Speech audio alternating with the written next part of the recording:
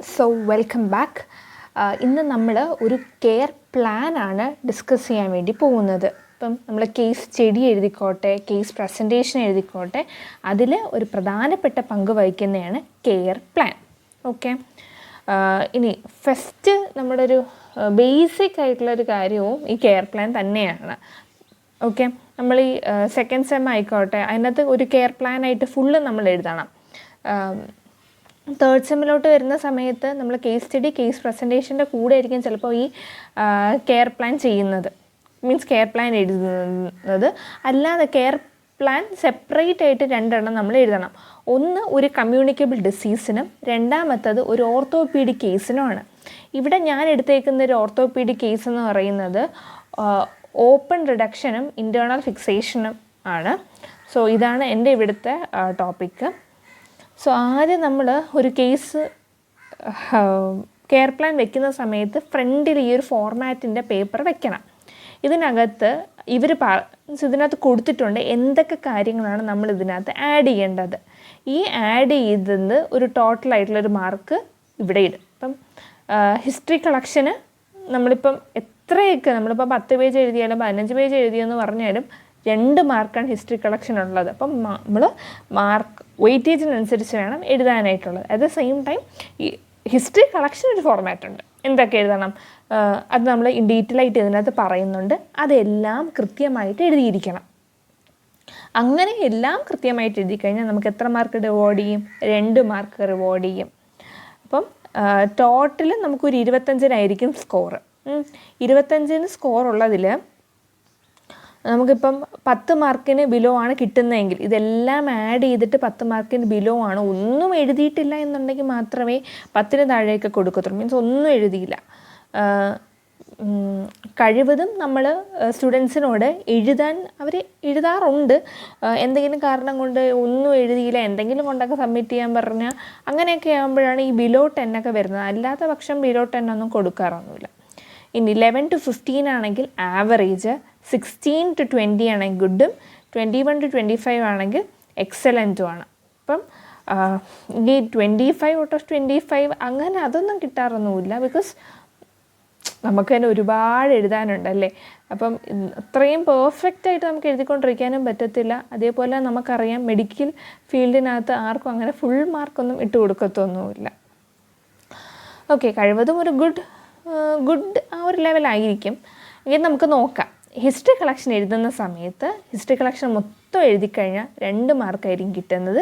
Physical എക്സാമിനേഷന് എല്ലാം എഴുതി ഓരോരോ പാർട്ട് ഓരോരോ ഓർഗനായിട്ട് എഴുതി സിസ്റ്റം വൈസ് എഴുതി അതിൻ്റെ ഫൈൻഡിങ്സൊക്കെ എഴുതിക്കഴിഞ്ഞാൽ 2 മാർക്ക് കിട്ടും.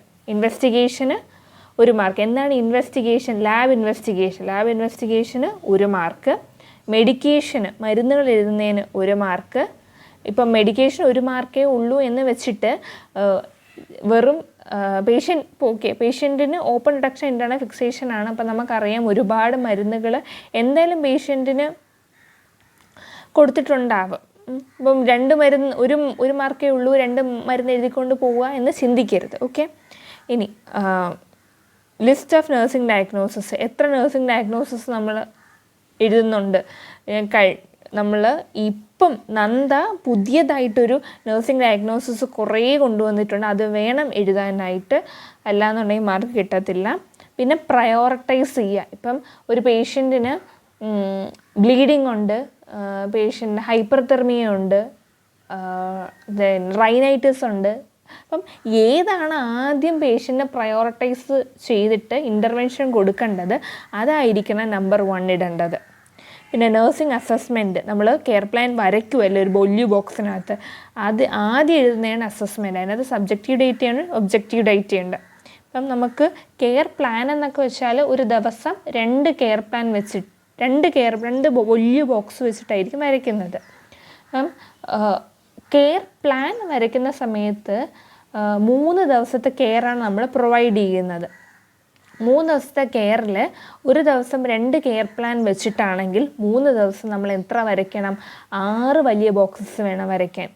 ഇപ്പം കെയർ പ്ലാൻ 3 ദിവസത്തെ കെയർ ആണെങ്കിൽ നമ്മളൊരു കേസ് സ്റ്റഡിയിലോട്ടൊക്കെ പോകുന്ന സമയത്ത്, ഒരു ഹയർ ലെവലിലോട്ട് പോകുന്ന സമയത്ത് 5 ദിവസത്തെ കെയറാണ് പ്രൊവൈഡ് ചെയ്യുന്നത്. അപ്പം 5x2 എത്ര? 10 കെയർ പ്ലാൻ അവിടെ വരയ്ക്കണം. അപ്പം ഈ 6 കെയർ പ്ലാൻ, ഇവിടെ നമ്മൾ കെയർ പ്ലാൻ അഥവാ കെയർ നോട്ടെന്ന് വിളിക്കാം.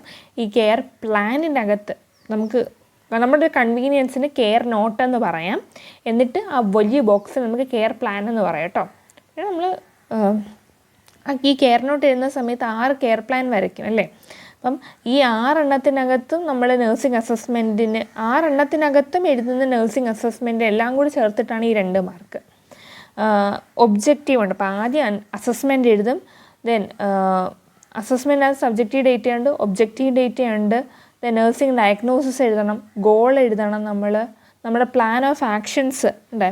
പ്ലാൻ ഓഫ് ആക്ഷൻസ് ഗോൾ എഴുതുന്നതാണ്, ഗോള് ഒബ്ജക്റ്റീവായിട്ടുള്ള ഒരു goal, then plan of action, ഇതിനൊരു റാഷണലേ ഉണ്ട്, അത് എഴുതണം. ദെൻ ഇംപ്ലിമെൻറ്റേഷൻ നടത്തുന്നത്, അത് നമ്മളെല്ലാം ഇൻ ഡീറ്റെയിൽ ആയിട്ട് പറയുന്നുണ്ട്. ഇപ്പം നമ്മൾ മാർക്ക് മാത്രമാണ് പറഞ്ഞു പോകുന്നത്. ഇംപ്ലിമെൻറ്റേഷൻ 4 മാർക്കാണ്. ഇവാലുവേഷൻ ഓഫ് നഴ്സിംഗ് കെയറിനകത്ത് എന്തൊക്കെ കാര്യങ്ങൾ നമ്മൾ ചെയ്തിട്ടാണ് നമുക്കൊരു പേഷ്യൻറ്റിന് റിലീവ് ആയോ. ഇപ്പം ഗോളിൽ എൻ്റെ പേഷ്യൻറ്റിന് പറയുന്നത് പേഷ്യൻ്റ് നമ്മൾ കഴിവതും പേഷ്യൻ്റ് എന്ന വാക്ക് ഉപയോഗിക്കരുത് കേട്ടോ, ക്ലൈൻ്റ് എന്ന് വേണം ഉപയോഗിക്കാൻ. അപ്പം ക്ലൈൻറ്റ് റിലീവ്സ് ഫ്രം ഡിസ്നിയ. അപ്പം അപ്പുറത്ത് ഇവാലുവേഷൻ എഴുതുമ്പം ക്ലൈൻറ്റ് റിലീവ്ഡ് ഫ്രം ഡിസ്നിയ എന്ന് വേണം എഴുതാനുള്ളത്. ഇതെല്ലാം എഴുതിയിട്ട് നമ്മളൊരു ഹെൽത്ത് എഡ്യൂക്കേഷൻ പോലെ കൊടുക്കണം. അതിനകത്ത് ഡയറ്റ്, ഫിസിക്കൽ ആക്ടിവിറ്റി ഇതെല്ലാം വേണം കൊടുക്കാനായിട്ടുള്ളത്. അത് ഇൻ ഡീറ്റെയിൽ ആയിട്ട് നമ്മൾ പറഞ്ഞു തരാം. ദെൻ നഴ്സസ് റെക്കോർഡ് എഴുതുന്ന സമയത്ത് എന്തൊക്കെ വേണം? ഓരോ ദിവസം നമ്മൾ എന്ത് ചെയ്തു. ഇപ്പം രാവിലെ മുതൽ വൈകുന്നേരം വരെ നമ്മൾ പേഷ്യൻ്റ് നിൽക്കുന്ന സമയത്ത് പേഷ്യൻ്റെ രാവിലെ പോയി നമ്മൾ മെഡിക്കൽ ഹാൻഡ് വാഷ് ചെയ്തതും, ദെൻ ബെഡ് സൈഡ് ക്ലീൻ ചെയ്തതും, ഫിസിക്കൽ എക്സാമിനേഷനും വൈറ്റൽ സയൻസും ഒക്കെ എടുത്തതിനെക്കുറിച്ചും മെഡിക്കേഷൻ അഡ്മിനിസ്റ്റർ ചെയ്തെങ്കിൽ അത് കൊടുക്കുന്നതൊക്കെയാണ് നഴ്സസ് റെക്കോർഡിനകത്ത്. ഇനി ബിബ്ലിയോഗ്രഫി, നമ്മൾ ഏതൊക്കെ ബുക്ക് റെഫർ ചെയ്തിട്ടാണ് ഇത്രയും എഴുതിയെടുത്തത് നോക്കുന്നത്. ദെൻ പങ്ക്ച്വാലിറ്റി, നമ്മളൊരു കാര്യം ഇപ്പം ഇന്നാണ് ഞാൻ ഈ കേസ് എടുക്കുന്നതെങ്കിൽ ഞാനത് 2 മാസം കഴിഞ്ഞ് വെച്ചാൽ പോരാ. അല്ലാന്നുണ്ടെങ്കിൽ ഇത് മാക്സിമം ലാഗ് എടുപ്പിച്ച് പോകുമ്പോഴത്തേക്ക് നമ്മുടെ പങ്ക്ച്വാലിറ്റിയുടെ മാർക്ക് എത്ര കിട്ടും? നമുക്ക് 0 കിട്ടത്തുള്ളൂ. അപ്പോൾ ഇതെല്ലാം നമ്മൾ കൃത്യമായിട്ട് ചെയ്യണം. എങ്കിൽ നമുക്ക് എങ്ങനെ ഗുഡ് അല്ലെങ്കിൽ എക്സലൻറ്റിലോട്ട് കയറാനായിട്ട് പറ്റും. ഫൈൻ. ഇനി നമുക്ക് നോക്കാം എന്തൊക്കെ ചെയ്യണമെന്ന്. ഓക്കെ, ഇതിപ്പം ഒരു ഫോർമാറ്റ് വെച്ചു. അതിന് ശേഷം വരുന്ന ഫ്രണ്ട് പേജാണിത്. ഇവിടെ നമ്മൾ നമ്മുടെ കോളേജിൻ്റെ പേരാണ് ആദ്യം എഴുതാനുള്ളത്. കോളേജിൻ്റെ പേര് എഴുതിയതിന് ശേഷം ഇപ്പം നമുക്ക് കെയർ പ്ലാൻ ആണെങ്കിൽ കെയർ പ്ലാൻ ഓൺ, ഞാൻ പറഞ്ഞു കെയർ നോട്ടെന്ന് ഇതിനെ വിളിക്കാം, പക്ഷേ കെയർ പ്ലാൻ എന്ന് തന്നെ അങ്ങ് എഴുതിയാൽ മതി.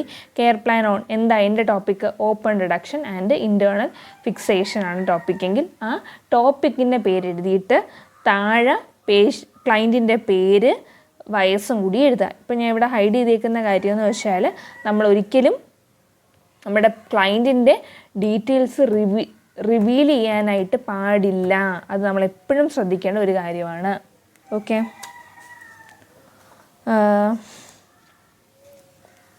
ഇനി ഇവിടെ നമ്മൾ എന്തൊക്കെ എഴുതണമെന്ന് നോക്കാം. ഇവിടെ എഴുതുന്ന സമയത്ത് ആദ്യം എഴുതേണ്ട കാര്യമാണ് സബ്മിറ്റഡ് ടു. ഒരു എക്സാമ്പിളായിട്ട് ഞാൻ ഇവിടെ കൊടുത്തേക്കുന്നത് മിസ്സസ് ലീന തോമസ് എന്നൊരു പേരാണ് അല്ലേ.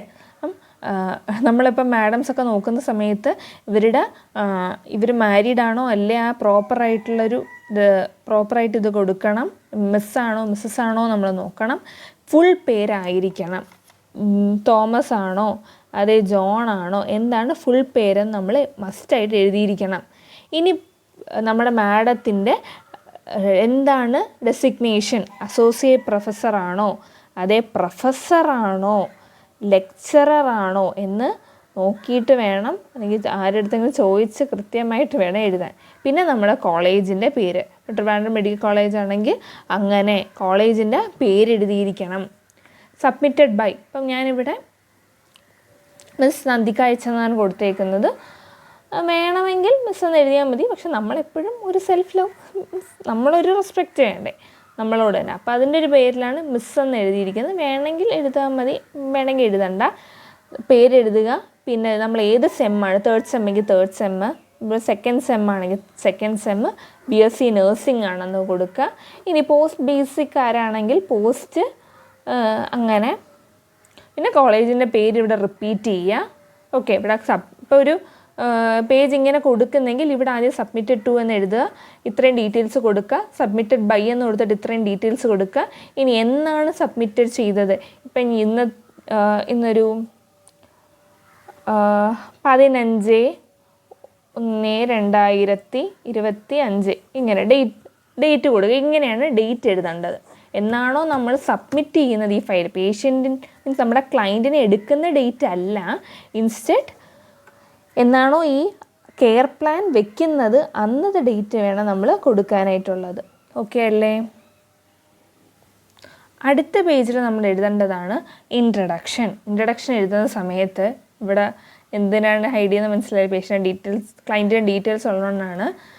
ആസ് പാർട്ട് എങ്കിൽ അതൊഴിച്ച് ബാക്കിയെല്ലാം പറഞ്ഞുതരാം കേട്ടോ. As part of clinical posting I got posted at ഇന്ന ഹോസ്പിറ്റൽ, ഹോസ്പിറ്റലിൻ്റെ പേരെഴുതുക. ഗോട്ട് പോസ്റ്റഡ് അറ്റ് ഇന്ന ഹോസ്പിറ്റൽ. ഈ പേര്, ക്ലയൻറ്റിൻ്റെ പേര് ഇപ്പം തന്നെ മിസ്റ്റർ രാജപ്പൻ 57-year-old മെയിൽ, ഇങ്ങനെ എഴുതണം. മിസ്റ്റർ എന്ന് എഴുതണം കേട്ടോ. മിസ്റ്റർ അല്ലെങ്കിൽ Mrs Rukmini 59-year-old female got admitted at ഏത് ഹോസ്പിറ്റലിൽ എഴുതുക, ഓൺ ഇന്ന ഡേറ്റ്. ഇപ്പം 28/11/2024 ആയിരിക്കാം.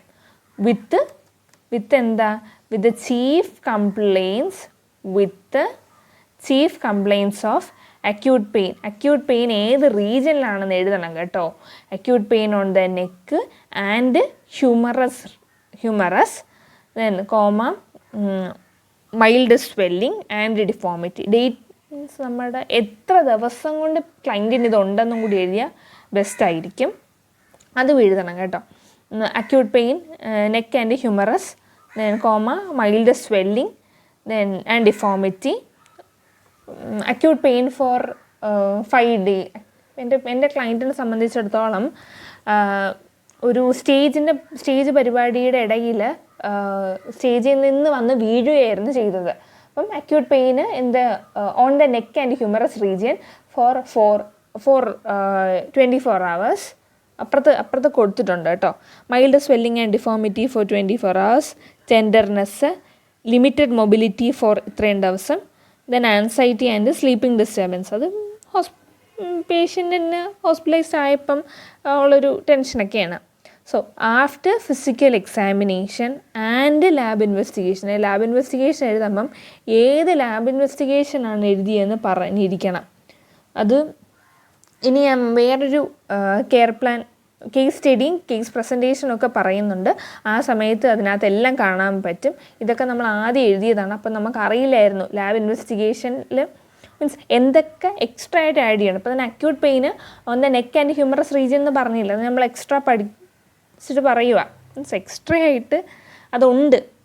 ഓക്കെ, അപ്പം ഈ പറയുന്ന എല്ലാ കാര്യങ്ങളും വൺസ് ഞാൻ എഴുതി, എനിക്ക് തെറ്റ് പറ്റി, I learned from that and അതിൽ നിന്ന് പറയുന്നത്. ഓക്കെ, സോ ട്രസ്റ്റ് മീ, ഇത് എഴുതിയിരിക്കണം. ലാബ് ഇൻവെസ്റ്റിഗേഷൻ, അതായത് ഒരു ലാബ് ഇൻവെസ്റ്റിഗേഷൻ കിട്ടാതെ ഒരിക്കലും ഒരു ക്ലയൻറ്റിനും ഇന്ന അസുഖം ഉണ്ടെന്ന് ഡോക്ടർ പറയത്തില്ലല്ലോ. അപ്പോൾ ലാബ് ഇൻവെസ്റ്റിഗേഷൻ പറയുക, അല്ലെങ്കിൽ എന്തെങ്കിലും ഒരു ഫൈൻഡിങ്സ് ഉണ്ടെന്നുണ്ടെങ്കിൽ എക്സ്ട്രാ റിപ്പോർട്ടിൻ്റെ കാര്യം പറയുക.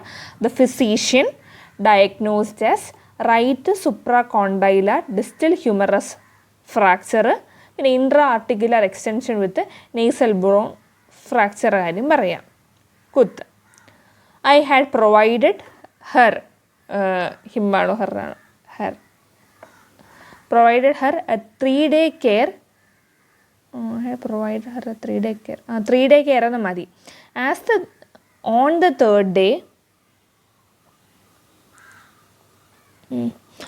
third day, my client's condition was slightly changed. On the third day her condition were slightly changed. അങ്ങനെ പറയാം. ഓക്കെ, ഇത് കഴിഞ്ഞിട്ടുള്ള അടുത്ത പേജിൽ നമ്മൾ ഹിസ്റ്ററി കളക്ഷൻ എന്നുള്ളൊരു പേപ്പർ വെക്കണം. ഹിസ്റ്ററി കളക്ഷൻ അത്രയും മാത്രം എഴുതിയാൽ മതി കേട്ടോ. ഇനി നമ്മൾ നഴ്സിംഗ് ഹെൽത്ത് ഹിസ്റ്ററി എഴുതണം. പേഷ്യൻ്റ് ഹെൽത്ത് ഹിസ്റ്ററി എന്ന് പറഞ്ഞിട്ട് പേഷ്യൻറ്റിൻ്റെ എല്ലാ ഡീറ്റെയിൽസും ആദ്യം ഒരു ഫോർമാറ്റ് ഉണ്ട് നമ്മുടെ എങ്ങനെയാണ് ഹെൽത്ത് ഹിസ്റ്ററി എഴുതേണ്ടത്, ഫിസിക്കൽ എക്സാമിനേഷൻ എഴുതേണ്ടതെന്നൊക്കെ. അതിൻ്റെ ലിങ്ക് ഇതിൻ്റെ കൂടെ തന്നെ ഞാൻ കൊടുത്തിട്ടുണ്ടായിരിക്കും. അതൊന്ന് കയറി നോക്കുക കേട്ടോ. അല്ലാന്നുണ്ടെങ്കിൽ വീഡിയോ ഭയങ്കര ലെങ്ത് പോകും. ഇത് ജസ്റ്റ് പറഞ്ഞുതരാം. അപ്പം ഹിസ്റ്ററി കളക്ഷനകത്ത് ലെഫ്റ്റ് സൈഡിൽ ഇന്ന കാര്യങ്ങളൊക്കെ എഴുതണം. എന്നാൽ റൈറ്റ് സൈഡിൽ ക്ലയൻറ്റിനോട് ചോദിച്ചിട്ട് അങ്ങനെ ഇപ്പോൾ ക്ലയൻറ്റിൻ്റെ പേരെഴുതുക, എത്ര വയസ്സുണ്ട്, മെയിലാണോ ഫീമെയിലാണോ എന്ന്, പിന്നെ അവിടെ ഒരു IP നമ്പറുണ്ട് അതെഴുതുക. ദെൻ വാർഡ്, ഏത് വാർഡിലാണ് കിടക്കുന്നത്, ജനറൽ വാർഡാണോ, അതെ I think health history collection physical എക്സാമിനേഷനകത്ത് ഇൻ ഡീറ്റെയിൽ ആയിട്ട് പറയുന്നതാണ് കുറച്ചും കൂടി നല്ലത്. സോ ഇത് ഇത്രയും അതാണ് പറയുന്നത്. ഓക്കെ, ഇടയ്ക്കത്തെ കാര്യമൊക്കെ പറഞ്ഞുതരാം കേട്ടോ. അപ്പോൾ ഈ പേജിൽ ഇതാണ് വരുന്നത്. ഇത്രയും കാര്യങ്ങളാണ് പറയുന്നത്. സോ അടുത്ത പേജിനകത്ത് എന്താണ് diagnosis, patient chief concern on admission. So ഇതാണ് നമ്മുടെ രണ്ടാമത്തെ പേജ്. രണ്ടാമത്തെ പേജിലോട്ട് വരുന്ന സമയത്ത് ഡയഗ്നോസിസ് ഉണ്ട്. എന്താണ് ഡയഗ്നോസിസ് എന്ന് എഴുതുക. റൈറ്റ് സുപ്രാകോണ്ടൈലർ ഡിസ്റ്റൽ ഹ്യൂമറസ് ഫ്രാക്ചറാണ്, intra articular extension with nasal bone fracture. Chief concern എന്ന് വെച്ചാൽ പേഷ്യൻ്റ് അക്യൂട്ടായിട്ടുള്ളൊരു പെയിൻ ഉണ്ട്, എത്ര സമയമായിട്ടുണ്ട്, മണിക്കൂറുകളായിട്ടാണോ, എത്ര ദിവസമായിട്ടാണോ, അതെ അങ്ങനെയൊക്കെ. സോ അക്യൂട്ട് പെയിൻ ഉണ്ട്, nasal bleeding, then mild swelling or deformity, tenderness, limited mobility, anxiety, sleeping disturbance, ഇതിൻ്റെയൊക്കെ സമയം നമ്മൾ പറയണം. ഓക്കെ, മറ്റൊരു കാര്യമെന്ന് വെച്ചാൽ ഇപ്പം നിങ്ങൾ സെക്കൻഡ് സെമ്മിൽ സ്റ്റുഡൻ്റ് ആണെന്നുണ്ടെങ്കിൽ ഇപ്പം ഹൈപ്പർ കലീമിയ, ഹൈപ്പോനെട്രീമിയ അങ്ങനെയൊക്കെ ഫസ്റ്റ് സെമ്മിലാണ് ഹൈപ്പോനെട്രീമിയ, ഹൈപ്പർ കലീമിയ അങ്ങനെയൊക്കെ പറഞ്ഞു കഴിഞ്ഞാൽ ചിലപ്പോൾ അത് അവരെടുക്കത്തില്ല. കാരണം ഇപ്പോൾ നിങ്ങൾ പഠിക്കുന്ന സമയമാണ്. അതുകൊണ്ട് തന്നെ ഈ ടേംസൊക്കെ ഒന്ന് ഫെമിലറൈസ് ആവട്ടെ എന്ന് പറഞ്ഞിട്ട് low sodium level into 24 hours എന്ന് എഴുതിയാൽ മതിയെന്ന് പറയുമായിരിക്കും. പക്ഷെ കുറച്ചും കൂടിയൊക്കെ ഒന്ന് ആവുന്ന സമയത്ത് പേര് കൃത്യമായിട്ട് ഡിഫൈൻ ചെയ്യണം കേട്ടോ. ഇനി എന്ത് സർജറി ആണെന്ന് പറയണം. അത് സർജറി ഓപ്പൺ റിഡക്ഷൻ ഇൻറ്റേർണൽ ഫിക്സേഷനാണ്. ഡയഗ്നോസിസ് വേറെയാണ്, പക്ഷെ സർജറിയുടെ പേര് വേറെയാണ്, അത് ശ്രദ്ധിക്കുക. ഡേറ്റ് ഓഫ് സർജറി അത് കൊടുക്കണം. അനസ്തേഷ്യ, എന്ത് അനസ്തേഷ്യയാണ് കൊടുത്തത്. പിന്നെ നമ്മൾ പറഞ്ഞു നമുക്ക് 3 ദിവസത്തെ കെയറാണ് കൊടുക്കേണ്ട പേഷ്യൻറ്റിന്. ഇപ്പം ഞാൻ 4-12 കെയർ കൊടുത്തു തുടങ്ങിയെങ്കിൽ 4, 5, 6 ഈ 3 ദിവസവും പേഷ്യൻറ്റിൻ്റെ അടുത്ത് പോയി പേഷ്യൻ്റെ കണ്ടീഷൻ മനസ്സിലാക്കി, ഇപ്പോൾ എന്താണ് പേഷ്യൻ്റ് ഫീൽ ചെയ്യുന്നത്, പുതിയ മെഡിക്കേഷൻ എടുത്തോ, ലാബ് ഇൻവെസ്റ്റിഗേഷൻ എടുത്തോ എന്നൊക്കെ നമ്മൾ ചോദിച്ചറിയേണ്ട ഒരു സമയമാണിത്. അടുത്തയാണ് പ്രസൻറ്റ് മെഡിക്കൽ ഹിസ്റ്ററി. എന്താണ് പ്രസൻറ്റ് മെഡിക്കൽ ഹിസ്റ്ററിക്കകത്ത് വരുന്നതെന്ന് നോക്കാം. പേരെഴുതുക. പേര് ഇപ്പം മിസ്സസ് റീന തോമസ്, ഒരു 59-year-old female got admitted in a hospital with chief complaints of. എന്തൊക്കെ ചീഫ് കംപ്ലയിൻസ് ഓഫ്? നേരത്തെ നമ്മൾ ചീഫ് കംപ്ലയിൻസ് എന്ന് പറഞ്ഞ് എഴുതിയിട്ടില്ല. അതിനകത്തുള്ള എല്ലാ കാര്യങ്ങളും അക്യൂട്ട് പെയിന്. ഇപ്പോൾ എൻ്റെ പേഷ്യൻറ്റ് കുറേയൊക്കെ 24 hours ആയിട്ടാണുള്ളത്. അതുകൊണ്ട് തന്നെ ഞാൻ acute pain, mild swelling and deformities, അങ്ങനത്തെ അങ്ങനത്തെ കാര്യങ്ങളെല്ലാം ഒരു സെക്കൻഡേ ഇത് വരുന്നുണ്ട്. Tenderness, limited mobility, sleep for 24 hours, sleeping disturbance for 1 hour എന്നും പറഞ്ഞ് കൊടുക്കാം. ഓക്കെ, ദെൻ അടുത്ത എന്താ വരുന്നത്? Got anxious after hospitalization. After physical examination and lab investigation. എന്തൊക്കെ ലാബ് ഇൻവെസ്റ്റിഗേഷനാണ്? ECG, എക്കോ എടുത്തു, എക്സ്റേ എടുത്തു, എക്കോ കാർഡിയോഗ്രാം എടുത്തു. And then the physician diagnosed as right supracondylar distal humerus fracture, intra-articular extension with a nasal bone fracture. ഇത് ഇത്രയും എഴുതുക. During the time of admission the vital signs വേറെ. അഡ്മിഷൻ്റെ സമയത്ത് എന്ത് വൈറ്റൽ സയൻസാണ്? ദ ടെമ്പറേച്ചർ പറയുക, പൾസ് പറയുക, respiration, then BP and SpO2.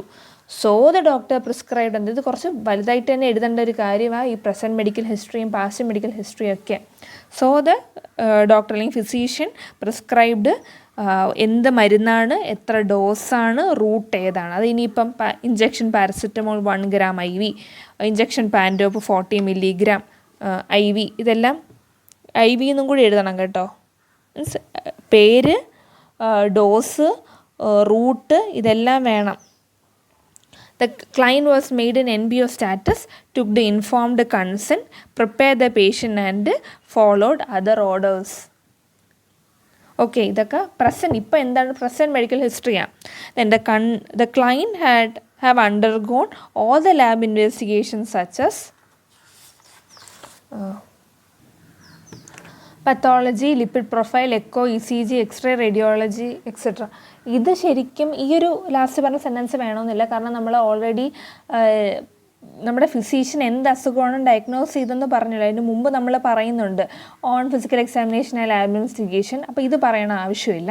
Then educated the client about the procedure, took the informed consent from the client and family and physical preparation was performed. എന്തൊക്കെയാണ് നമ്മൾ means എൻ്റെ ക്ലൈൻറ്റിന് ഇപ്പോൾ സർജറിക്ക് പോവുക ചെയ്യുന്നത്. അപ്പം സർജറിക്ക് പോകുന്ന സമയത്ത് എന്തൊക്കെ ചെയ്തു, എന്തൊക്കെയാണ് ഇപ്പോഴത്തെ കണ്ടീഷനൊക്കെയാണ് പറയുന്നത്. ഇനി അടുത്തതാണ് പ്രസൻറ്റ് സർജിക്കൽ ഹിസ്റ്ററി. എൻ്റെ ക്ലൈൻറ്റ് സർജറി അണ്ടർഗോൺ ചെയ്യുന്നുണ്ട്. ശരിക്കും എൻ്റെ ക്ലൈൻറ്റിനെ സംബന്ധിച്ചിടത്തോളം എൻ്റെ ക്ലൈൻറ്റ് വന്ന ദിവസം പിന്നെ സർജറിയുടെ സമയത്തും തൊട്ടടുത്ത ദിവസമായിരുന്നു എൻ്റെ ഒരു കെയർ ഞാൻ കൊടുത്തത്. അപ്പം പ്രസൻറ്റ് സർജിക്കൽ ഹിസ്റ്ററിക്കകത്ത് പേരെഴുതുക. Mr Abraham 79-year-old male. എന്താണ് male? Has relevant present surgical history of എന്തൊക്കെ എഴുതണം? വെറുതെ എല്ലാവരും എഴുതി വയ്ക്കും ഇന്ന ആൾ has relevant present surgical history. എന്താ റെലവൻറ്റ് പ്രസൻറ്റ് സർജിക്കൽ ഹിസ്റ്ററി? എന്തൊക്കെ കണ്ടുപിടിച്ചു ആ findings? Okay, with has open reduction and internal fixation. Okay, which was conducted at ഏത് ഹോസ്പിറ്റലെന്ന് പറയാം, ബൈ ഏത് ഡോക്ടറാണെന്ന് പറയാം. The client was admitted with fracture on distal humorous, nose and elbow. The client had an accidental fall from the height of, എത്ര ഹൈറ്റിലാണ് എന്നൊക്കെ പറയും. ഇത് ശരിക്കും പ്രസൻറ്റ് സർജിക്കൽ ഹിസ്റ്ററിയിൽ എന്താണ് സർജിക്കൽ ഫൈൻഡിങ്സ് എന്നൊക്കെ ഇൻ ഡീറ്റെയിൽ ആയിട്ട് പറയണം. ഞാൻ അത്രത്തോളം എഴുതിയിട്ടില്ല. പക്ഷേ ഞാൻ പറഞ്ഞു വന്നത് വെറുതെ ഹാസ് റെലവൻറ്റ് സർജിക്കൽ ഹിസ്റ്ററി എന്ന് എഴുതുകയല്ല ചെയ്യണത്. ഇൻ ഡീറ്റെയിൽ ആയിട്ട് തന്നെ എഴുതണം. Fall from a height of എത്ര ഹൈറ്റ് എന്ന് പറയാം. Before the surgery the client report pain on the nose, elbow and humerus region. The pain was retaining at the same time. After 3 hours of trauma, അതായത് ആ ഒരു accident നടന്നിട്ട് the client was hospitalised. അപ്പം അങ്ങനത്തെ ഒരു accident നടന്നിട്ട് 3 മണിക്കൂറിന് ശേഷമാണ് നമ്മുടെ ക്ലൈൻറ്റ് ഹോസ്പിറ്റലൈസ്ഡ് ആയത്. Then the pain was keep on increasing. Pain ഇങ്ങനെ കൂടിക്കൊണ്ടേ ഇരിക്കുവാണ്. അത് ശരിക്കും ഈ കാര്യങ്ങൾ നമുക്ക് പ്രസൻറ്റ് മെഡിക്കൽ ഹിസ്റ്ററിക്കകത്ത് വേണം എഴുതാനുള്ളത്. ഓക്കെ, ഞാൻ പറഞ്ഞില്ല ആദ്യമൊക്കെ എഴുതുന്ന സമയത്ത് നമുക്ക് എഴുതണം എന്നറിയാം, എങ്കിലും കുറച്ചും കൂടി എഴുതണം. എന്തൊക്കെയാണെന്ന് പഠിച്ചു വന്നത് മീൻസ് നമ്മുടെ ഒരു ഓരോ ഫെയിലിയേഴ്സിൽ നിന്നല്ലേ.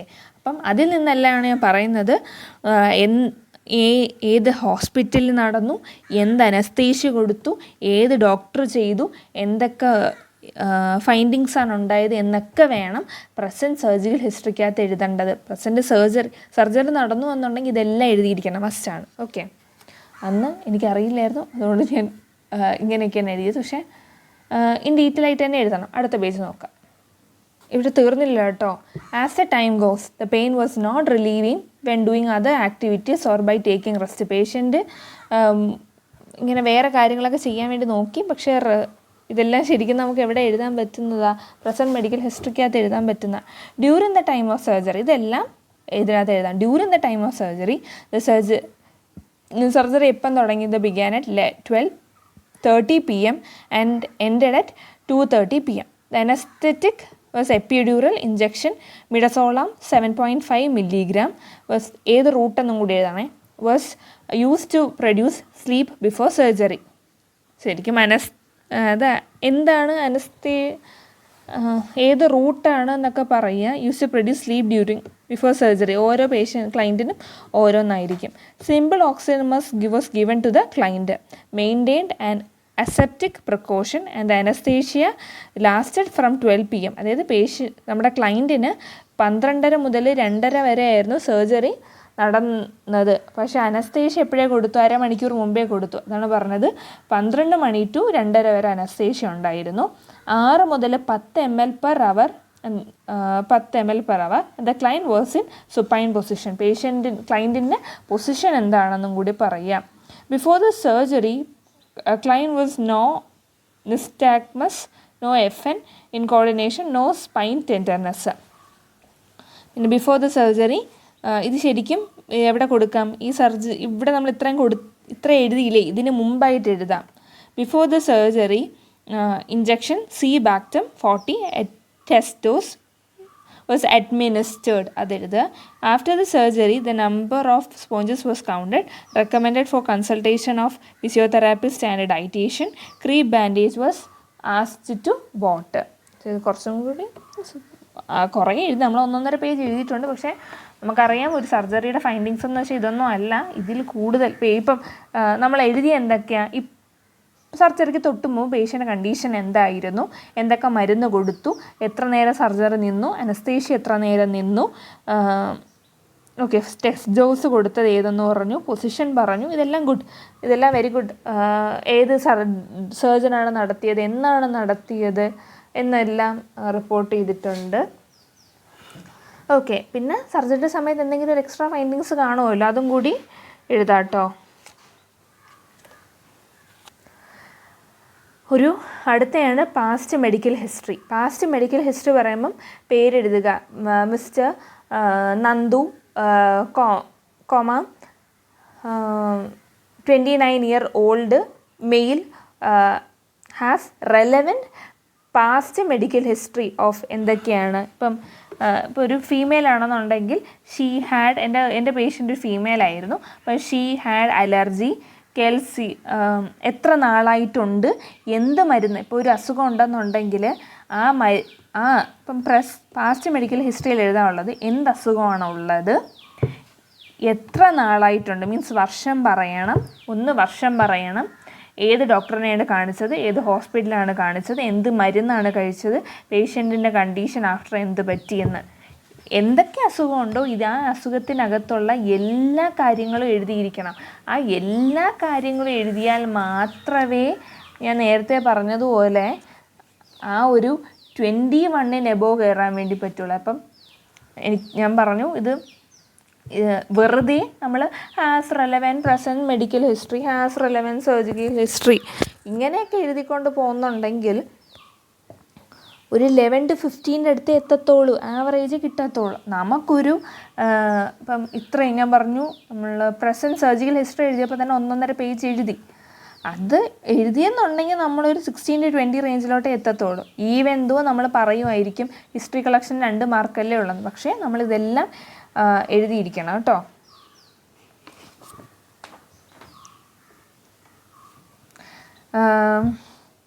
പിന്നെ she had a history of asthma for 2 years. എത്ര നാളായിട്ടുണ്ട്? 2 years ആയിട്ടുണ്ട്. And managed with rescue inhalers. And എന്താണ് ചെയ്തതെന്ന് പറയാം.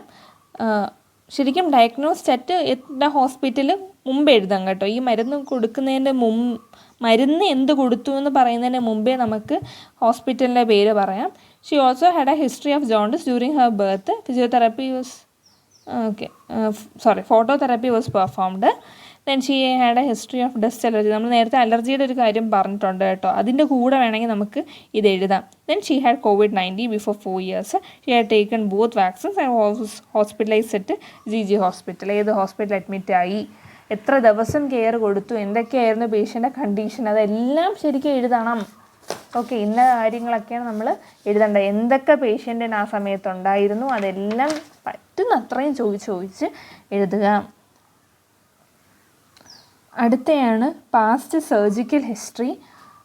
പാസ്റ്റ് സർജിക്കൽ ഹിസ്റ്ററി വരുമ്പം മിസ്റ്റർ അല്ലെങ്കിൽ Mrs Nayana 21 year old female had relevant past surgical history of എന്തൊക്കെയായിരുന്നു? ഓഫ് സെയിം സാധനം മുമ്പ് ഉണ്ടായിരുന്നു, open reduction and internal fixation ഉണ്ടായിരുന്നു. ഏത് region? At scapular region.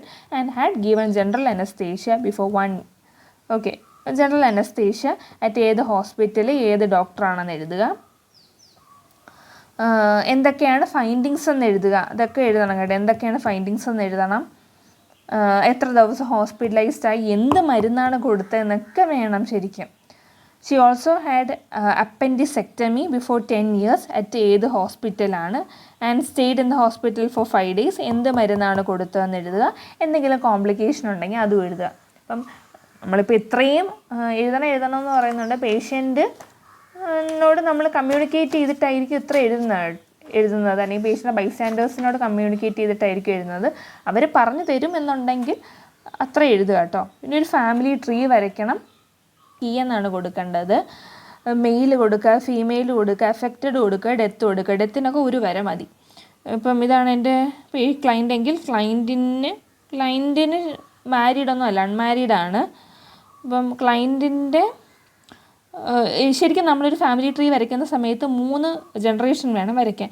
As ക്ലയൻറ്റിൻ്റെ ഒരു ഫാമിലി ഇല്ല, ഭർത്താവോ മക്കളോ ഇല്ലാത്തതുകൊണ്ട് നമുക്ക് പാരൻസിലോട്ടും ഗ്രാൻഡ് പാരൻസിലോട്ടും പോവാം. 2 പാരൻസ് മരിച്ചതാണ്. അവിടെ സിസ്റ്റർ ഉണ്ടായിരുന്നു, സിസ്റ്റർ മരിച്ചു. നമ്മുടെ ഗ്രാൻഡ് പാരൻസും 2 പേരും മരിച്ചിട്ടുണ്ട്. ഇനി അവർക്ക് എന്തെങ്കിലും ഡിസീസ് ഉണ്ടോ എന്നൊക്കെ നമുക്കൊന്ന് അന്വേഷിക്കണം അല്ലേ. അടുത്തതാണ് നമ്മുടെ ഫാമിലി പ്രൊഫൈൽ. ഫാമിലി പ്രൊഫൈൽ പറയുന്ന സമയത്ത് name of the family member ആരാണ്, എത്ര പേരുണ്ടോ അത്രയും പറയുക. നമ്മൾ നേരത്തെ കണ്ടു ഒരു സിസ്റ്ററേ ഉള്ളൂ, അപ്പോൾ സിസ്റ്ററിൻ്റെ പേര് എഴുതുക. മീൻസ് ഒരു സഹോദരി. റിലേഷൻ എന്താണ്, അപ്പോൾ സിസ്റ്റർ ആണെന്ന് പറഞ്ഞു. എത്ര വയസ്സുണ്ട്, അവരുടെ സെക്സ് എന്താണ്, education and occupation and health status. Patient healthy ആണെന്നുണ്ടെങ്കിൽ ഹെൽത്തി എന്ന് എഴുതുക. ഡയബറ്റിക് മെലിറ്റസ് ഉണ്ടെന്നുണ്ടെങ്കിൽ അത് എഴുതുക. ഓക്കെ, ഫാമിലി ഹിസ്റ്ററി എഴുതുന്ന സമയത്ത് പേരെഴുതുക, വയസ്സെഴുതുക. For female has relevant history of lifestyle disorder. ഇവിടെ എന്ത് പറ്റിയെന്നറിയാമോ? Has relevant family history of ഇവിടെ ഫാമിലി വേണം. Family history of lifestyle disorder of diabetic mellitus എന്ന് എഴുതുക. പിന്നെ അമ്മയുടെ കാര്യം പറഞ്ഞതേ, അവിടെ നോക്ക്, നമ്മൾ അമ്മയുടെ അവിടെ വെട്ടിട്ടാണ് ഇട്ടേക്കുന്നത്, തെറ്റ്. ശരിക്കും അമ്മ ജീവിച്ചിരിപ്പുണ്ട്. Mother is taking medicine for 20 years and has no other lifestyle disorder. എന്ത് മരുന്നാണെന്നും കൂടി എഴുതുക. ഇതിപ്പോൾ മെറ്റ്ഫോമിൻ ആണെന്നുണ്ടെങ്കിൽ ടാബ് മെറ്റ്ഫോമിൻ, അതിൻ്റെ ഡോസ് എത്രയാണ്, അത് റൂട്ട് എത്രയാണ്. ഇപ്പോൾ മെറ്റ്ഫോമിലാണെങ്കിൽ അത് ഓറലായിട്ടാണ് നമ്മൾ കൊടുക്കുന്നത് അല്ലേ, അപ്പോൾ ഓറലെന്ന് എഴുതുക. ഇനി പേഴ്സണൽ ഹാബിറ്റ്സിലോട്ടാണ് കിടക്കുന്നത്. ആദ്യം നമുക്കതിൻ്റെ ഹോബീസ് നോക്കാം. അവരുടെ പുതിയ ഒരു ഫോർമാറ്റ് പ്രകാരം ഇങ്ങനെയാണ് കൊടുത്തേക്കുന്നത്. ഹോബീസ് എന്ന് പറയുന്നത് ബുക്ക് വായിക്കാറുണ്ട്, പിന്നെ ഗാർഡനിങ് ഒക്കെ ചെയ്യുന്ന ഒരാളാണ്. ഹോസ്പിറ്റലിൽ വന്നിട്ടുള്ള ഹോബീസ് എന്നല്ല ഉദ്ദേശിച്ചത്, പൊതുവേ ദൈനംദിന ജീവിതത്തിൽ എന്തൊക്കെയാണ് അവരുടെ ഹോബീസ് എന്ന്. Sleep and exercise.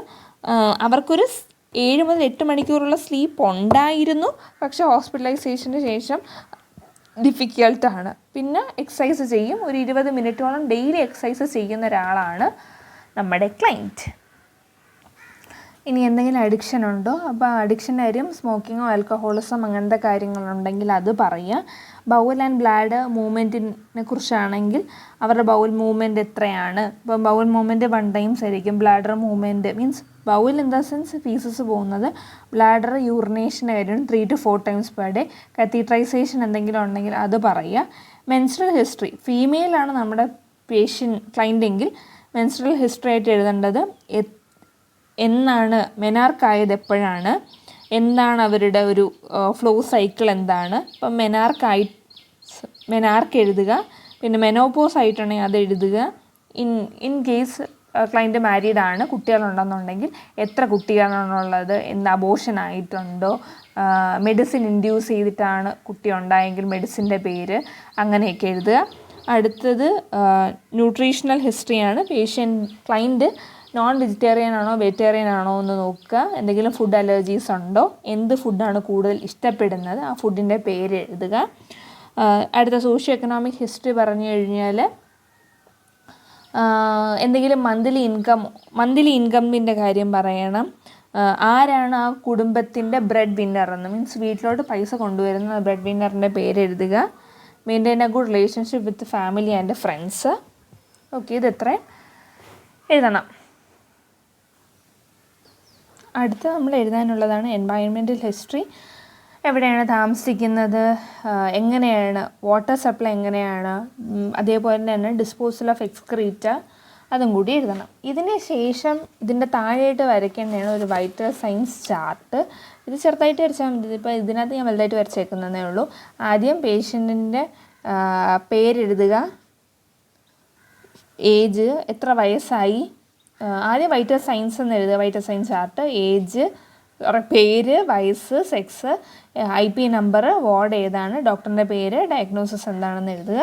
എന്നിട്ട് SN number, name of the procedure, അത് ടെമ്പറേച്ചർ, പൾസ്, റെസ്പിറേഷൻ, BP നോക്കണം, patient value, normal value, reference, പിന്നെ നമ്മുടെ സൈനും കൂടിയാണ് ചെയ്യേണ്ടത്. ഓക്കെ, സോ ഇത് ഇത്രയാണ് ഇതിനകത്ത് വരുന്നത്. അടുത്തായിട്ട് ഇവിടെ കൊടുത്തേക്കുന്നതാണ് ലാബ് ഇൻവെസ്റ്റിഗേഷൻ. നമുക്ക് ആദ്യം ബയോകെമിസ്ട്രിയിലോട്ട് പോകും. ഓരോരോ നമ്മൾ ലാബ് ഇൻവെസ്റ്റിഗേഷൻ ഒരു മാർക്കേ ഉള്ളൂ. പക്ഷേ ഒരു ലാബ് ഇൻവെസ്റ്റിഗേഷൻ ചെയ്തുകൊണ്ട് മാത്രം, മീൻസ് ഇപ്പോൾ ഒരു മാർക്കേ ഉള്ളൂ, നമുക്ക് ഒരു സോഡിയം മാത്രം എഴുതിയാൽ മതിയെന്ന് ചിന്തിച്ച് കഴിഞ്ഞാൽ മനസ്സിലാക്കേണ്ട കാര്യം, ഒരു ലാബ് ഇൻവെസ്റ്റിഗേഷൻ ചെയ്തുകൊണ്ട് മാത്രം നമുക്ക് പേഷ്യൻ്റ് അസുഖം ഡയഗ്നോസ് ചെയ്യാനായിട്ട് പറ്റത്തില്ല. സോ എല്ലാം കുറേ എഴുതിയിട്ടുണ്ടായിരിക്കും അതിനകത്ത്. നമുക്ക് പറ്റാവുന്നതൊക്കെ എഴുതിയെടുക്കുക. ഇപ്പോൾ ബയോകെമിസ്ട്രി ചെയ്തപ്പം സോഡിയം പൊട്ടാസ്യം ക്ലോറൈഡ്, അതിൻ്റെ വാല്യൂ, നോർമൽ വാല്യൂ, റിമാർക്ക് എഴുതുക. കാരണം ക്ലയൻറ്റിനെ സംബന്ധിച്ചിടത്തോളം ഇപ്പം വീണിട്ട് വന്നതല്ലേ ഉള്ളൂ. അപ്പം ഇതിലൊന്നും വലിയ വ്യത്യാസമൊന്നും കാണുന്നില്ല. ലിപ്പിഡ് പ്രൊഫൈലാണെങ്കിലും കൊളസ്ട്രോൾ, ട്രൈഗ്ലിസറൈഡ്, HDL, VLDL ഇതൊന്നും ചേഞ്ച് ഒന്നുമില്ല. പത്തോളജി നോക്കി കഴിഞ്ഞാൽ അസറ്റോൺ യൂറിൻ, അതിലും വലിയ വ്യത്യാസമൊന്നും കാണുന്നില്ല. ECG നോക്കുക, എക്കോ ഉണ്ടെങ്കിൽ അതിൻ്റെ ഫൈൻഡിങ്സ് എഴുതുക, എക്സ്റേ എഴുതുക, എക്കോ കാർഡിയോഗ്രാം അതെഴുതുക, ആൻഡ് റേഡിയോളജി. ഇത്രയും ആണ് എഴുതാറുള്ളത്. ലാബ് ഇൻവെസ്റ്റിഗേഷൻ കുറച്ചും കൂടി ഉണ്ടെങ്കിൽ അതൊക്കെ എഴുതുക. പക്ഷേ പേഷ്യൻ്റ് കൂടുതൽ എക്സ്ട്രയ്ക്ക് വേണ്ടി വേണം ഇവിടെ ഫോക്കസ് ചെയ്യാനുള്ളത്. മെഡിക്കേഷൻ, എന്തൊക്കെ മെഡിക്കേഷനാണ് കൊടുത്തതെന്ന് എൻ്റെ പേഷ്യൻ്റ് ഏകദേശം 10-12ഓളം മെഡിക്കേഷൻ കൊടുത്തിട്ടുണ്ട്. അപ്പം അതെന്താണെന്ന് പറയുക. ഡയോസെഫ്, അതിൻ്റെ ഡോസ്, റൂട്ട്, ഫ്രീക്വൻസി, ആക്ഷൻ. ഇത് ആൻറ്റിബയോട്ടിക്കാണ്. പിന്നെ പ്രോട്ടോൺ പമ്പ് ഇൻഹിബിറ്റേഴ്സ് ഉണ്ട്. പാക്സിമോൾ ഇപ്പം ഡയോസെഫ് 1.5 ഗ്രാം, IV, BD ആൻറ്റിബയോട്ടിക്സ് ആണ്. ദെൻ ഇഞ്ചക്ഷൻ എസ്ഡോപ്പ് ആണെങ്കിൽ 40 milligram, IV, OD, proton pump ഇൻഹിബിറ്ററാണ്. ഓക്കെ, പാൻഡപ്രസോള്, ഒമിപ്രസോള്, റാൻഡേക്ക്, ഇതൊക്കെ പ്രോട്ടോൺ പമ്പ് ഇൻഹിബിറ്ററൊക്കെയാണ്. ദെൻ അനാൽജസിക്സ് ഉണ്ട്, Pacimol analgesics. Then anti inflammatory. ഷെൽറൈസ് എന്നൊക്കെ പറഞ്ഞാൽ ഒരു കാൽഷ്യം സപ്ലിമെൻ്റ് ആണ്. ഇപ്പോൾ വൈറ്റമിൻ സപ്ലിമെൻ്റ് ആണ്, കാൽഷ്യം സപ്ലിമെൻ്റ് ആണ്. Then analgesics. Then anti hypertensive, patient BP പൊതുവെ കൂടുതലാണ് അത്. അപ്പം കറക്റ്റ് ചെയ്യുന്ന ആൻറ്റി ഹൈപ്പർടെൻസീവ് ആണെന്നുണ്ടെങ്കിൽ പേഷ്യനോട് ചോദിക്കണം, സാർ ഇതേപോലെ അല്ലെങ്കിൽ മാഡം ഇതേപോലെ BP ഉണ്ടായിരുന്നോ, അല്ലെങ്കിൽ എത്ര നാളുണ്ട്, എന്ത് മരുന്നാണ് കഴിക്കുന്നതെന്ന് വേണം അവിടെ എഴുതാനായിട്ടുള്ളത്. പിന്നെ ആൻറ്റി ഡയബറ്റിക്കാണ്. അപ്പം പേഷ്യൻറ്റിന് ഡയബറ്റിസ് ഉണ്ട്. അപ്പം ഡയബറ്റിസ് ഉണ്ടെന്നുണ്ടെങ്കിൽ ക്ലയൻറ്റിനോട് ചോദിക്കണം, ഡയബറ്റിക് ഉണ്ടായിരുന്നോ, എത്ര നാളായിട്ടുണ്ടായിരുന്നു, എന്ത് മെഡിസിനാണ് കഴിക്കുന്നതെന്ന് പറയണം. ആൻറ്റി തൈറോയിഡിന് മരുന്നുണ്ട്. അപ്പം ഇപ്പം നമ്മളവിടെ ആൻറ്റി ഡയബറ്റിക്കിനോ തൈറോയിഡിനോ, മീൻസ് ഡയബറ്റിക്കിനും തൈറോയിഡിനും ഹൈപ്പർ ടെൻഷനൊന്നും മരുന്ന് അവിടെ മീൻസ് പ്രസൻ്റ് അല്ലല്ലോ, പാസ്റ്റ് മെഡിക്കൽ ഹിസ്റ്ററിക്കകത്ത് എഴുതിയിട്ടില്ല. ഇവിടെ കാണുമ്പോഴത്തേക്കും എന്തായാലും മനസ്സിലാക്കണം. ഓക്കെ അവിടെ എഴുതാനുള്ളതാണ്. അപ്പോൾ ഇതെല്ലാം ക്ലയൻറ്റിനോട് പോയി വീണ്ടും ചോദിച്ച് മനസ്സിലാക്കുക. പിന്നെ സ്റ്റൂൾ സോഫ്റ്റ്നർ പേഷ്യൻ്റ് അപ്പോൾ കോൺസ്റ്റിപ്പേഷൻ ഉണ്ടെന്ന് മനസ്സിലാക്കാം. കണ്ടോ, എല്ലാ കാര്യങ്ങൾ ഇതിൽ നിന്ന് നമുക്ക് മനസ്സിലാക്കാനായിട്ട് പറ്റും. കുറേയൊക്കെ നമ്മൾ ക്ലയൻറ്റിനോട് ചോദിക്കുന്ന സമയത്ത് പറയണമെന്നൊന്നുമില്ല. അപ്പോൾ ഇങ്ങനത്തെ കാര്യങ്ങൾ വീണ്ടും പോയി ചോദിച്ച് മനസ്സിലാക്കുകയാണ് ചെയ്യേണ്ടത്. ഇനി അടുത്ത ഫിസിക്കൽ എക്സാമിനേഷൻ. അത് ഏത് സിസ്റ്റമാണ് ക്ലയൻറ്റിന് പ്രശ്നം? മസ്കുലോസ്കെലറ്റലാണ് പ്രശ്നം. അപ്പോൾ അതിനായിരിക്കും കൂടുതൽ പ്രശ്നമുള്ളത്, അതിന് വേണം ഫോക്കസ് ചെയ്യാനായിട്ടുള്ളത്. പിന്നെ ഹെൽത്ത് നമ്മൾ അൺഹെൽത്തി എന്നായിരിക്കും എഴുതുന്നത്. പക്ഷെ മനസ്സിലാക്കേണ്ട കാര്യം ക്ലയൻറ്റ് കംപ്ലീറ്റ്ലി അൺഹെൽത്തി അല്ല, ഒരു പാർട്ടിനാണ് പ്രശ്നമുള്ളത്. അപ്പോൾ മോഡറേറ്റ്ലി ഹെൽത്തി എന്ന് വേണം എഴുതാനായിട്ടുള്ളത്. അബ്നോർമൽ പോസ്റ്ററൊക്കെ ഇത് വ്യത്യാസമുണ്ട്. വൈറ്റൽ സൈൻസ് ഹൈറ്റ് എത്രയാണെന്ന് എഴുതുക. ഇവിടെ തെറ്റിപ്പോയിട്ടോ. ഓക്കെ, സ്കിൻ എന്താണ്, നെയിൽസ്, ഹെഡ്, ഹെയർ, ഐസ്, ഇതെല്ലാം ഡീറ്റെയിൽ ആയിട്ട് തന്നെ എഴുതണം എല്ലാം. പ്യൂപ്പില്, ഇയേഴ്സ് ഒന്നും വിട്ടുപോകാനായിട്ടൊന്നും പാടില്ല. Okay, hearing, nose, sinus, mouth, pharynx, neck എന്താണ്, തൊറാക്സ് എന്താണെന്ന് പറയുക, അതിൻ്റെ ഫൈൻഡിങ്സ്. ഫീമെയിൽ ആണെന്നുണ്ടെങ്കിൽ ബ്രസ്റ്റ്, ആക്സില പറയുക, അബ്ഡോമൻ്റെ കാര്യം പറയുക. Then extremities, upper extremity, lower extremity, genitalia. Female ആണെന്നുണ്ടെങ്കിൽ ഫീമെയിൽ ജെനിറ്റേലിയ പറയുക. സിസ്റ്റം വൈസ് ആണെങ്കിൽ CNSൽ ഈ ബോക്സ് വരച്ച് മാർക്ക് ചെയ്യണം. റിഫ്ലെക്സസ് എല്ലാം എഴുതണം. റെസ്പിറേറ്ററി സിസ്റ്റം ഒക്കെ നോർമൽ എന്താണോ എന്നൊക്കെ നോക്കണം. Then cardiovascular system, gastro urinary system. ഇവിടെ കാർഡിയോവാസ്കുലർ സിസ്റ്റം കഴിഞ്ഞിട്ട് എഴുതാനുള്ളത് ഗ്യാസ്ട്രോ ഇൻറ്റസ്റ്റൈനൽ സിസ്റ്റമാണ്. അത് മാർക്ക് കേട്ടോ. മസ്കുലോസ്കെലറ്റൽ സിസ്റ്റം ഇത് ഇൻ ഡീറ്റെയിൽ ആയിട്ട് എഴുതണം.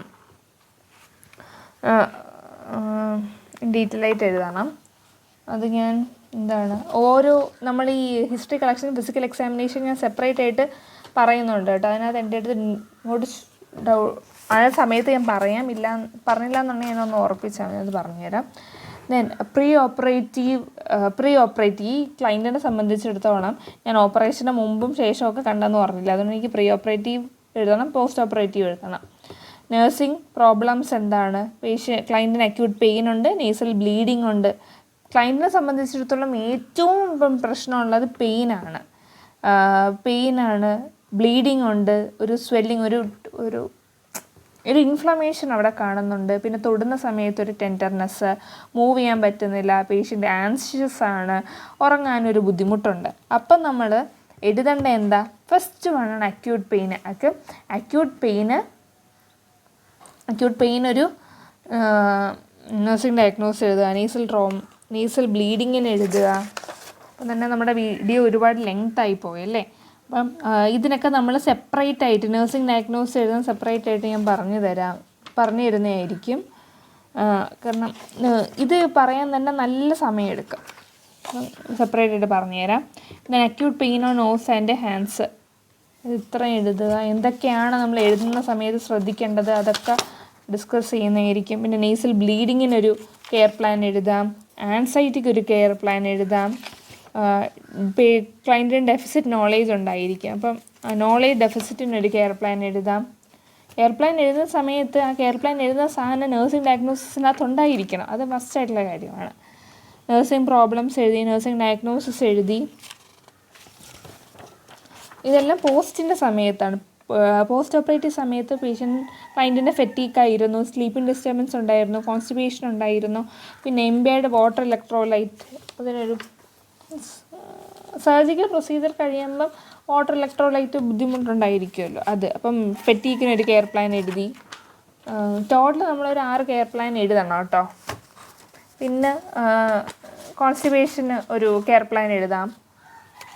പിന്നെ ഈ അടുത്തെയാണ് 24 hour ഡയറ്ററി റീകോള്. ഓരോ സമയത്ത് എന്തൊക്കെ ഫുഡാണ് കഴിച്ചത്, 8 മണിക്ക് 10 മണിക്ക് ഇന്ന ഫുഡ് കഴിച്ചു, ആ മെനു എഴുതണം. പ്ലസ് അതിൻ്റെ ക്വാണ്ടിറ്റി, എത്ര ക്വാണ്ടിറ്റിയാണ് കൊടുത്തതെന്ന്. ദെൻ അടുത്ത പേജിൽ ഡയറ്ററി അഡ്വൈസസ്, എന്തൊക്കെ ഫുഡ് കൊടുക്കാം, എന്തൊക്കെ ഫുഡ് കൊടുത്തുകൂടാ എന്ന ഒരു അഡ്വൈസ് ഷീറ്റ്. ദെൻ നേഴ്സസ് റെക്കോർഡാണ്. നേഴ്സസ് റെക്കോർഡിൽ ഇപ്പം ക്ലയൻറ്റിൻ്റെ വൈറ്റൽ സൈൻസ് ചെക്ക് ചെയ്തു, എന്താണ് വൈറ്റൽ സൈൻസ് എന്ന് അവിടെ കൊടുത്തിരിക്കണം. ഓക്കെ, എന്താണ് വൈറ്റൽ സൈൻസ് എന്ന് കൊടുക്കണം. ദെൻ അഡ്മിനിസ്റ്റേർഡ് മെഡിക്കേഷൻ, അപ്പോൾ എന്ത് മെഡിസിനാണ്, ഇഞ്ചക്ഷൻ പാരസെറ്റമോൾ ആണെങ്കിൽ പീമോൾ ആണെങ്കിൽ 1 gram, അത് ഏത് ഐ വി അല്ലേ, അപ്പോൾ ഐ വി കൊടുക്കുക. ബ്ലഡ് കളക്ഷൻ ചെയ്തെങ്കിൽ അത് ഫൈൻഡിങ്സ് എന്തെങ്കിലും ഉണ്ടെങ്കിൽ ആ ഫൈൻഡിങ്സ് എഴുതുക. ഫിസിക്കൽ എക്സാമിനേഷൻ ചെയ്തെങ്കിൽ അത്, പിന്നെ വൈറ്റൽ സൈൻസ് നമ്മൾ അസസ് ചെയ്തെല്ലാം റീചെക്ഡിന് വരെ അസസ് എന്നാണ് നല്ലത്. ഓക്കെ, അസസ്ഡ് കിട്ടിയിട്ട് എഴുതുക. ദെൻ ഇതെല്ലാം നമ്മൾ ഡോക്യുമെൻ്റ് ചെയ്തു. ഇതിൻ്റെ കൂടെ തന്നെ ഡോക്യുമെൻ്റ് ചെയ്യുന്നതിനെ കുറിച്ച് എഴുതുക. നിങ്ങൾ എന്താണോ പ്രൊസീജിയർ ചെയ്ത് അത് വേണം എഴുതാനായിട്ടുള്ളത്.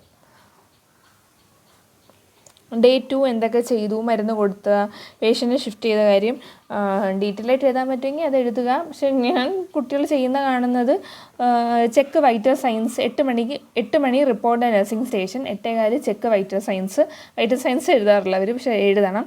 പിന്നെ ഒരു 9 മണിയായപ്പോഴത്തേക്കും മരുന്ന് കൊടുത്ത്, പക്ഷേ മരുന്ന് കൊടുത്ത് തന്നെ അഡ്മിനിസ്റ്റേർഡ് എഴുതണം. പിന്നെ എന്ത് മരുന്ന് 40 ആണ്, അപ്പം എത്ര ഡോസാണ് കൊടുത്തത്, IV ആണെങ്കിൽ അത് കൊടുക്കുക. ഇത് ടെസ്റ്റ് ഡോസ് ആയിരുന്നു, കാരണം ആ ദിവസം നമ്മുടെ ക്ലയൻറ്റിന് സർജറി ഉണ്ടായിരുന്നു, അതുകൊണ്ട് വലുതായിട്ട് ഇവിടെ എഴുതാനില്ല. പിന്നെ നമ്മൾ അടുത്ത ദിവസം ആകുമ്പോഴത്തേക്കും കുറച്ച് ഡീറ്റെയിൽ ആയിട്ട് ഇപ്പം 8 മണിക്ക് നമ്മൾ വൈറ്റൽ സൈൻസ് നോക്കി, 10 മണിക്ക് നോക്കി, ബാക്കിയുള്ളത് കണ്ടിന്യൂസ് ആയിട്ട് എഴുതണം കേട്ടോ. അടുത്ത നമ്മൾ ക്ലയൻറ്റിന് ഹെൽത്ത് എഡ്യൂക്കേഷൻ കൊടുക്കുമ്പം ഡയറ്റ്, എന്തൊക്കെ ഫുഡ് കഴിക്കാം, എന്തൊക്കെ ഫുഡ് കഴിച്ചുകൂടാന്ന് പറഞ്ഞു കൊടുക്കണം. എല്ലാത്തിനകത്തും അഡ്വക്കേറ്റ്, പിന്നെ ആസ്ക് ഒന്നൊന്നും വേണ്ട, അഡ്വക്കേറ്റ്, എഡ്യൂക്കേറ്റ്, റെക്കമെൻഡ്, ഇതൊക്കെയാണ് ഉപയോഗിക്കേണ്ട ടേം. അപ്പോൾ ഡയറ്റ് എഴുതണം, പേഴ്സണൽ ഹാബിറ്റ്സ് എഴുതണം, എക്സസൈസ് കൊടുക്കാമെന്ന് അഡ്വക്കേറ്റ് ചെയ്യണം. പിന്നെ ഡിസീസ് കണ്ടീഷൻ എഡ്യൂക്കേറ്റ് ചെയ്യണം. ക്ലയൻറ്റിന് ഇപ്പം ബ്ലഡ് ഗ്ലൂക്കോസ് ലെവലൊക്കെ ചേഞ്ച് ഉണ്ടല്ലോ, അപ്പോൾ ബ്ലഡ് ഗ്ലൂക്കോസ് ലെവലിലെ ചേഞ്ച്, HbA1c ടെസ്റ്റിങ്, അതിനെക്കുറിച്ചെല്ലാം പറഞ്ഞു കൊടുക്കണം. ദെൻ മെഡിക്കേഷൻ, എന്ത് മെഡിസിനാണ് കഴിക്കേണ്ടത്, എന്ത് മെഡിസിൻ എത്ര ടൈമിൽ, ഏത് ടൈമിലാണ്, എങ്ങനെയാണ് കൊടുക്കേണ്ടത്, പിന്നെ മരുന്നൊന്നും സ്കിപ്പ് ചെയ്യരുത്, അതിനെക്കുറിച്ചെല്ലാം നമ്മൾ എഡ്യൂക്കേറ്റ് ചെയ്യണം. എഡ്യൂക്കേറ്റ് എന്ന് യൂസ് ചെയ്യുന്നതാണ് നല്ലത്. ഓക്കെ, അടുത്ത നമ്മൾ പ്രോഗ്രസ് നോട്ടിലോട്ട് പോകുന്നത്. പ്രോഗ്രസ് നോട്ടിൻ്റെ സമയത്ത് ആദ്യത്തെ പാരഗ്രാഫിൽ ക്ലയൻറ്റിൻ്റെ ഇപ്പോഴത്തെ Day 1 എനിക്ക് എന്ത് തോന്നി, ക്ലയൻറ്റിന് ചെറുതായിട്ട് സ്വെല്ലിംഗ് ഉണ്ടായിരുന്നു, ഡിഫോമിറ്റീസ് ഫീൽ ചെയ്തു, ടെൻഡർനെസ്, പിന്നെ ലിമിറ്റഡ് മൊബിലിറ്റി, ഇതൊക്കെ ആയിരുന്നു. ഇനി വൈറ്റൽ സൈൻസ് നോക്കുന്ന സമയത്ത് വൈറ്റൽ സൈൻസ് എഴുതുക. പിന്നെ എന്തൊക്കെ പ്രൊസീജിയർ ചെയ്തിട്ടുണ്ടെങ്കിൽ, ഇപ്പോൾ പ്രൊസീജിയർ എഴുതണം. ഇപ്പം ബെഡ് ബാത്ത് മീൻസ് സ്പഞ്ച് കൊടുത്തെങ്കിൽ സ്പഞ്ച് എഴുതുക.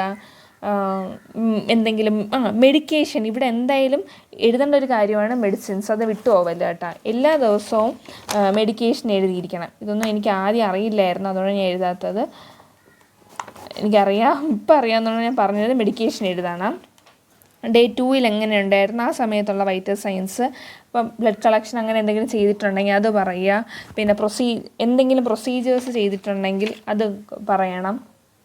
ഇവിടെ നമ്മൾ മരുന്നിൻ്റെ പേര് പറയുന്നുണ്ട്, അതെല്ലാം കൊടുത്തിട്ടുണ്ട്.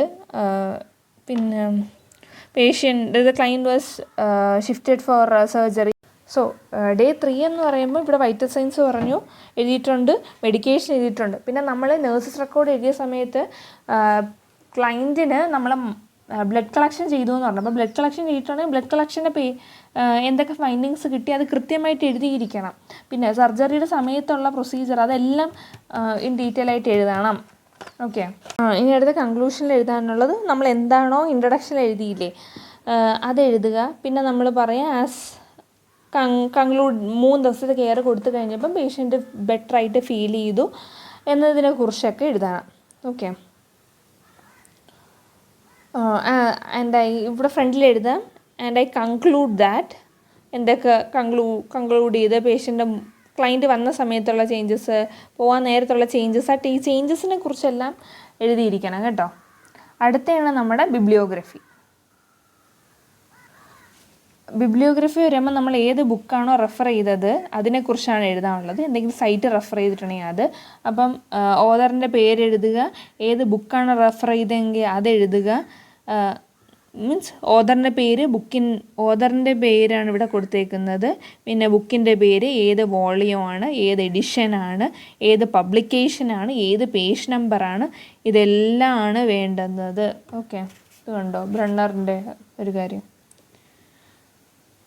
വോളിയം, ഇപ്പം ഇത് തന്നെ മോസ്ബീസ് ഡ്രഗ് റെഫറൻസ് ആണ്. നമ്മൾ ഇതിൽ നിന്നൊക്കെയാണ് ഡ്രഗിനെ കുറിച്ചൊക്കെ റെഫർ ചെയ്യുന്നത്. അപ്പോൾ അതിനെക്കുറിച്ചും ഡീറ്റെയിൽ ആയിട്ട് എഴുതിയിരിക്കണം. സോ നമ്മൾ ഒരു കെയർ പ്ലാൻ എഴുതുന്ന സമയത്ത് നമ്മൾ ഒരുപാട് കാര്യങ്ങൾ ശ്രദ്ധിക്കണം.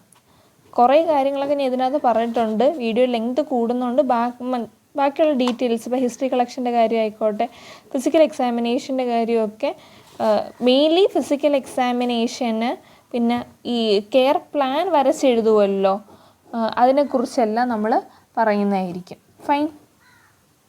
ഇനി നമുക്ക് അടുത്തൊരു വീഡിയോയിൽ കാണാം. ഹാപ്പി ആയിട്ടിരിക്കുക. കൂടാതെ തന്നെ കാര്യങ്ങളൊക്കെ സമയത്ത് ചെയ്ത് വെക്കുക നോക്കുക. പങ്ക്ച്വാലിറ്റിക്കൊക്കെ മാർക്കുണ്ട്. ഈവൻ കുറേ കാര്യങ്ങളൊന്നും എനിക്ക് അറിഞ്ഞൂടായിരുന്നു ബിഗിനിങ്.